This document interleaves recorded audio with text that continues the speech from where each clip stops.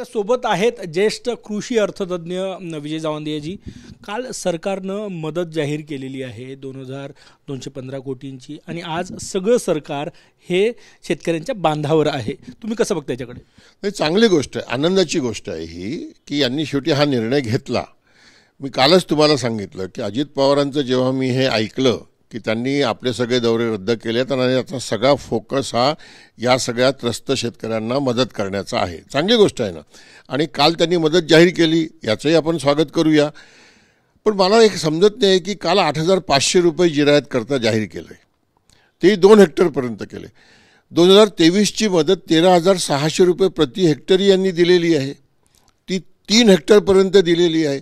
40,600 रुपये शेतकऱ्यांच्या खात्यात गेलेले आहेत, माझ्या खात्यात आलेले आहेत। मी सांगतो तुम्हाला, आता त्यांनी 8500 का कमी केले, एवढे कमी का केले, काय कारण आहे बाबा? याचं तर्क तर सांगावं ना। कुठल्या मंत्र्यांचा, अधिकाऱ्यांचा सरकार चालवण्याचा खर्च कमी झाला आहे का, पगार कमी झाला का, हे तरी सांगावं। मला असं वाटतं की इतकं आभाळ फाटलेलं आहे रे मराठवाड्यामध्ये, सगळीकडे रोजचा पाऊस होतो आहे। आता विदर्भात 26 ते 28 सांगितलेलं आहे। येलो मोझाईकचं तुम्ही कव्हर केलेलं आहे शेतकऱ्यांच्या ह्याच्यात काय आहे। काल वर्धेला शेतकऱ्यांनी कलेक्टरांना, तहसीलदारांना जाऊन क्रॉप दाखवलं आपलं। मला असं वाटतं की थट्टा बंद झाली पाहिजे। तर्क द्या ना की तुम्ही 13,600 रुपयाचा 8,500 का केला? मुख्यमंत्री म्हटले की आम्ही आणखी मदत वाढवून देऊ, वेळ पडली तर केंद्र सरकारलाही मदत मागू, इनिशियल मदत आहे असं त्यांनी म्हटलं। चांगले म्हणून मी त्याचं स्वागत केलं ना, त्याचं स्वागत करतोय।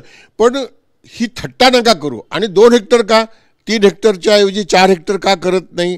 13,600ला महागाईच्या इंडेक्सप्रमाणे वाढवून ती 20,000 का करत नाही?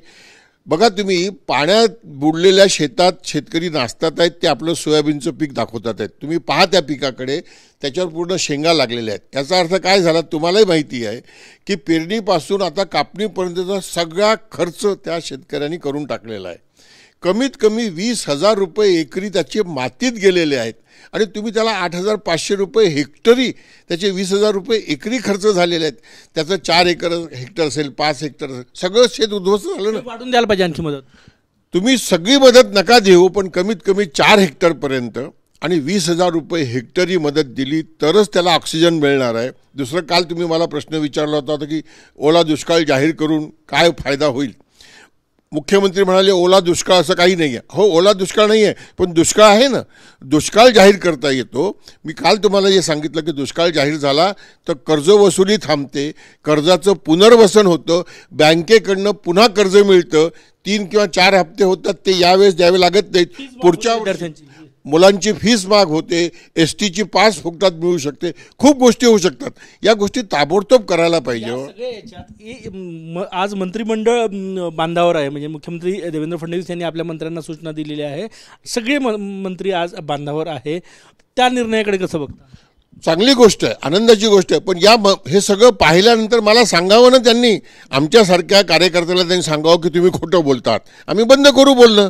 पण जर खरी गोष्ट असेल तर थट्टा करू नये, एवढी मी त्यांना विनंती करतो। आत्ताच्या परिस्थितीत हे जे सर्वे मंत्री बांधावर जात आहे, हे रिपोर्ट्स आल्यानंतर केंद्र सरकारकडनं मदत मिळू शकते? टेक्निकल टर्म काय आहे यासाठी?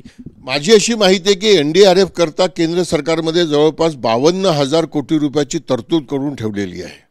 आणि जेव्हा असं म्हणतात की बजेटमध्ये काही तरतूद करून ठेवलेली असते तेव्हा ती वाढवताही येऊ शकते।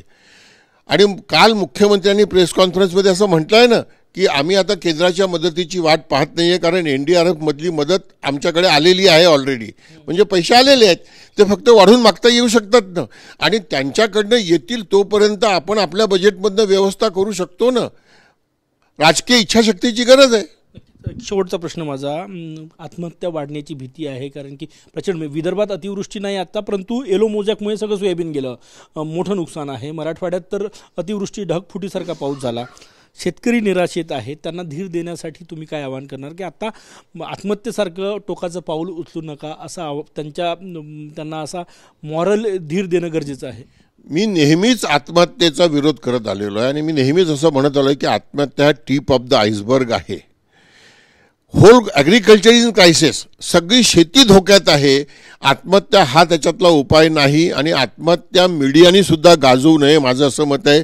मीडियाला मी विनंती करतो, अपीलच करतोय की कोणी आत्महत्येचं टोकाचं पाऊल उचलू नये. माझं असं मत आहे की तुम्ही गावात जे शेतकरी आहेत ज्यांना आता ही नुकसान भरपाई मिळणार आहे त्यांच्या मुलाखती घ्या. ते 8,500 रुपयात सॅटिस्फाईड आहेत का हे पहा आणि हा तर्क त्यांच्यापर्यंत पोचला पाहिजे की 13,600 रुपये 23ला देता आणि 8,500 रुपये देता ही आमची थट्टा आहे. कमीत कमी ही थट्टा करू नका. आम्ही भिकारी नाही, आम्ही या देशाचे मालक आहोत आणि सरकारच्या तिजोरीत आमचा हक्क आहे. तुम्ही काल म्हटलं होतं की तात्काळ मदत जाहीर करावी. कालच्या तुमच्या इंटरव्ह्यूमध्ये काल सरकारनं आढावा घेतला आणि मदत जाहीरही केली पत्रकार परिषद घेऊन. आता पुढची मदत जाहीर होईल अशी अपेक्षा आहे परत पुन्हा. आता कारण की आता पालकमंत्री पंकज भुजबळ म्हटले, काल मुख्यमंत्री म्हटले की गरज पडल्यास आणखी मदत केंद्राकडे मागू. आनंदाची गोष्ट आहे, त्यांनी ती मागावी, आम्ही त्यांचं स्वागत करू.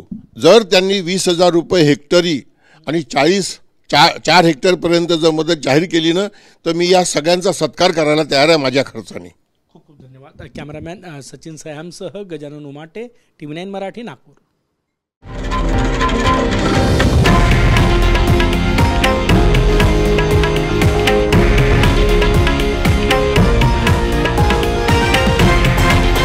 हे आहे देशातील नंबर 1 न्यूज नेटवर्क आणि आपण पाहत आहात TV9 मराठी, एकमेव.